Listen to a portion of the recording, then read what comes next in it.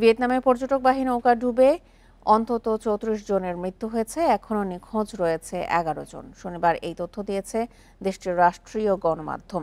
এতে বলা হয়েছে, জনপ্রিয় পর্যটন কেন্দ্র হা লং বেতে পর্যটকবাহী নৌকাটি ঝড়ের কবলে পড়ে। সে সময় নৌকাটিতে ৪৮ পর্যটক ও ৫ জন ক্রু ছিলেন। উদ্ধার হওয়া মরদেহের মধ্যে ৮ শিশুও রয়েছে। বিবিসি জানিয়েছে, নৌকাটির বেশিরভাগ যাত্রী রাজধানী হ্যানয়ের বাসিন্দা। এখন পর্যন্ত ১১ জনকে জীবিত উদ্ধার করা হয়েছে। বৈরী আবহাওয়ার কারণে ব্যাহত হচ্ছে উদ্ধার কাজ। এদিকে নিহতদের পরিবারের প্রতি সমবেদনা জানিয়েছেন ভিয়েতনামের প্রধানমন্ত্রী।